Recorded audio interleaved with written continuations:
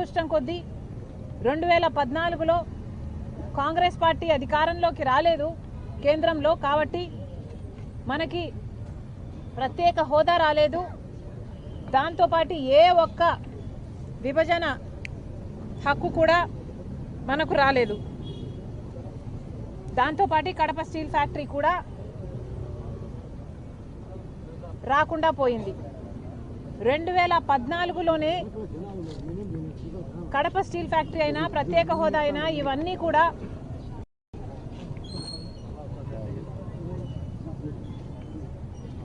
కూడా సాకారం అవ్వాల్సి ఉంటే బీజేపీ పార్టీ పుణ్యమా అని 2014లో అధికారంలోకి వచ్చారు. అప్పటి నుంచి ఇప్పటి వరకు కూడా ఒక్కటంటే ఒక్క విభజన హామీ కూడా బీజేపీ పార్టీ ఆంధ్ర రాష్ట్రానికి నెరవేర్చలేదు. ఇది అహంకారం కాకపోతే ఏమిటి? కడప స్టీల్ ఫ్యాక్టరీ సెయిలే చేయాలి అన్నది విభజన హామీ అయితే కుదరదు అని తేల్చి చెప్పింది బీజేపీ పార్టీ.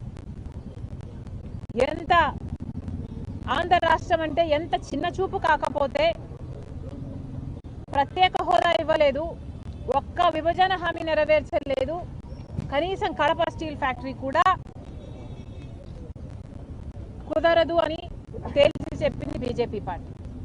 అలాంటి బీజేపీ పార్టీకి పోయిన 5 సంవత్సరాలైనా ఇప్పుడైనా అంతకు ముందైనా అదే బీజేపీ పార్టీకి మద్దతు ఇస్తున్నారు జగన్మోహన్ రెడ్డి గారైనా చంద్రబాబు గారైనా. ఒక్క విభజన హామీ కూడా నెరవేర్చకపోయినా కూడా అదే బీజేపీ పార్టీతో డ్యూయెట్లు పాడుతూ తిరిగారు చంద్రబాబు గారు, జగన్మోహన్ రెడ్డి గారు. చంద్రబాబు గారు 2014లో ముఖ్యమంత్రి అయ్యారు.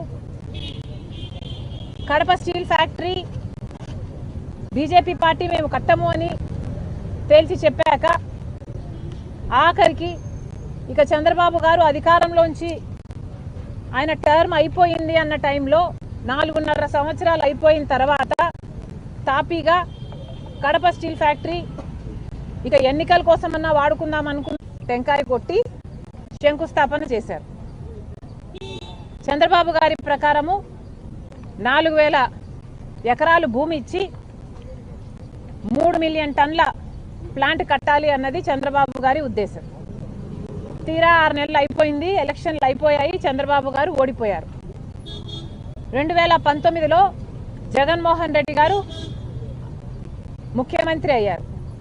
ముఖ్యమంత్రి అయిన 6 నెలలకు మళ్ళీ ఇదిగో ఇదే టెంకాయ మళ్ళీ కొట్టారు. మళ్ళీ ఇంకొక స్థలం మార్చి ఆయన మళ్ళీ శంకుస్థాపన చేశారు. ఆ రోజు జగన్మోహన్ రెడ్డి గారు చెప్పిన మాటలు, ఎన్నికలు 6 నెలలు ఉంది అనంగా టెంకాయ కొడితే దాన్ని మోసము అంటారు, అదే అధికారంలోకి వచ్చిన 6 నెలలకే టెంకాయ కొడితే దాన్ని చిత్తశుద్ధి అంటారు అని ఆస్కర్ డైలాగులు చెప్పారు జగన్మోహన్ రెడ్డి గారు. చిత్తశుద్ధి అంటే ఏమిటో నేను 3 ఏళ్లలో చూపిస్తా, ఈ ప్లాంట్ కడతాను అని జగన్మోహన్ రెడ్డి గారు ఆ రోజు చెప్పిన మాట. ఇదే జమ్మలమడుగులో నేను పుట్టాను, పుట్టిన రుణం నేను తీర్చుకుంటారు అని ఇదిగో ఇదే టెంకాయ కొట్టి జగన్మోహన్ రెడ్డి గారు శంకుస్థాపన చేసింది 2019. ఆ తర్వాత జగన్మోహన్ రెడ్డి గారి కాలయాపన వల్ల అలా కాలం గడిచిపోయింది. 3 ఏళ్ల తర్వాత అసలు తట్టెడు మట్టి కూడా తీసి పోసింది లేదు. ఆ తర్వాత జగన్మోహన్ రెడ్డి గారు మళ్ళీ ఇదే టెంకాయ మళ్ళీ కొట్టాడు, మళ్ళీ శంకుస్థాపన చేశాడు, మళ్ళీ వేరే కంపెనీకి ప్రాజెక్ట్ ఇస్తున్నామని చెప్పాడు. అప్పుడు జగన్మోహన్ రెడ్డి గారు 3,500 ఎకరాలు ఇస్తున్నాము జిందాల్ స్టీల్, జేఎస్డబ్ల్యూ సజ్జన్ జిందాల్ గారికి, జిందాల్ స్టీల్ వాళ్ళకు ఈ ఫ్యాక్టరీని అప్పచెప్తున్నాము, 3 మిలియన్ టన్నుల ఫ్యాక్టరీని వాళ్ళు కడతారు అన్నారు.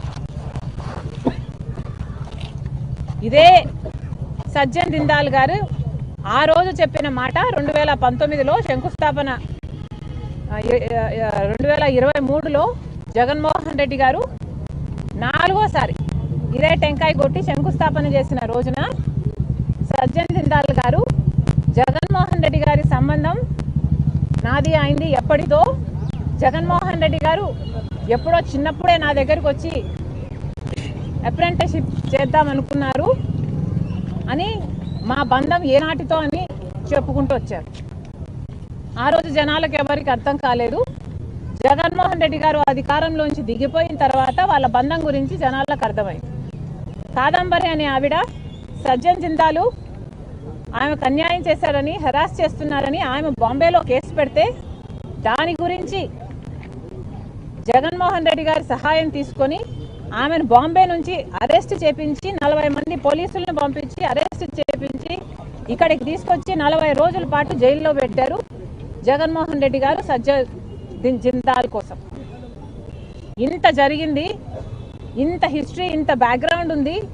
ఇన్నిసార్లు టెంకాయలు కొట్టారు, ఇన్నిసార్లు శంకుస్థాపనలు చేశారు, కానీ ఎక్కడ వేసిన గొంగలి అక్కడే ఉంది. ఇప్పటి వరకు కూడా కడప స్టీల్ ఫ్యాక్టరీ ముందడుగు వేయనే లేదు. ఎందుకు అని అడుగుతున్నాం. పాలకులకు ఎందుకింత చిన్న చూపు అని అడుగుతున్నాం. ఇక్కడ ఎంపీ అవినాష్ రెడ్డి గారు, ఎంపీగా ఉండి అవినాష్ రెడ్డి గారు 10 సంవత్సరాలు ఇప్పటికే ఎంపీగా ఉన్నారు అవినాష్ రెడ్డి గారు. మరి అవినాష్ రెడ్డి గారు సమాధానం చెప్పాలి. ఎంపీగా అవినాష్ రెడ్డి గారు Jindal steel Kadapa steel factory కోసం ఏం చేశారు? 10 సంవత్సరాలుగా ఎన్ని పోరాటాలు చేశారు, ఎన్ని ధర్నాలు చేశారు, ఎన్ని దీక్షలు చేశారు? పార్లమెంటులో 10 సంవత్సరాలుగా మీరు ఎంపీగా ఉన్నారు. పార్లమెంటులో మరి ఎన్నిసార్లు కడప స్టీల్ ఫ్యాక్టరీ కావాలి అని ఎన్నిసార్లు కొట్లాడారు, ఎన్నిసార్లు మాట్లాడారు? అవినాష్ రెడ్డి గారు సమాధానం చెప్పాలి. ప్రజలు కూడా ఆలోచన చేయాలి. ఇలాంటి వాళ్ళను మళ్ళీ మళ్ళీ ఎన్నుకోవాలా లేదో ప్రజలు ఆలోచన చేయాలి.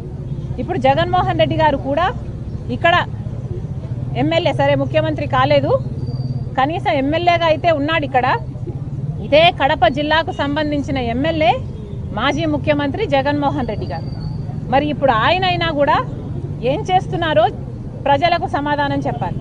ఇదే కడప జిల్లా ప్రజలు మీకు ఓట్లేసి గెలిపిస్తే 5 సంవత్సరాలు మీకు అవకాశం ఇస్తే తట్టెడు మట్టి తీసి అవతల పోసింది లేదు, ఫ్యాక్టరీ వచ్చింది లేదు. ఏది రాజశేఖర్ రెడ్డి గారి కళ అయిన కడప స్టీల్ ఫ్యాక్టరీ రత్నాల సీమను చేస్తుంది అని అనేవాడు రాజశేఖర్ రెడ్డి గారు. కడప స్టీల్ ఫ్యాక్టరీ 2 సార్లు టెంకాయలు కొట్టడం తప్పితే జగన్మోహన్ రెడ్డి గారు చేసింది ఏమీ లేదు. తీరా ఓడిపోయాడు. ఓడిపోయినా ఇప్పటికీ కూడా ఎమ్మెల్యేగా ఉన్నాడు జగన్మోహన్ రెడ్డి గారు. పోనీ ఇప్పుడైనా ఏదైనా చేస్తున్నాడా అంటే ఇప్పుడు కూడా అసెంబ్లీకి వెళ్ళడట, మాట్లాడట, ప్రజలకు జరుగుతున్న అన్యాయాల గురించి నిలదీయడట. ఎందుకని అడుగుతున్నాం. జగన్మోహన్ రెడ్డి గారు ఇక్కడ ఎమ్మెల్యే అయినప్పుడు, ఈ జిల్లాకు సంబంధించిన ఎమ్మెల్యే అయినప్పుడు మీకు అసెంబ్లీకి పోవాల్సిన బాధ్యత లేదా? అసెంబ్లీకి వెళ్ళి ఎందుకు జరగటం లేదు, కడప స్టీల్ ఫ్యాక్టరీ ఎందుకు ముందుకు వెళ్ళటం లేదు అని మీరు నిలదీయాల్సిన అవసరం లేదా? సూపర్ 6 ఏమైతుంది అని మీరు నిలదీయాల్సిన అవసరం లేదా? చంద్రబాబు గారు ఉచితంగానే ఇసుక ఇస్తామంటున్నారు. ఇసుక ఉచితం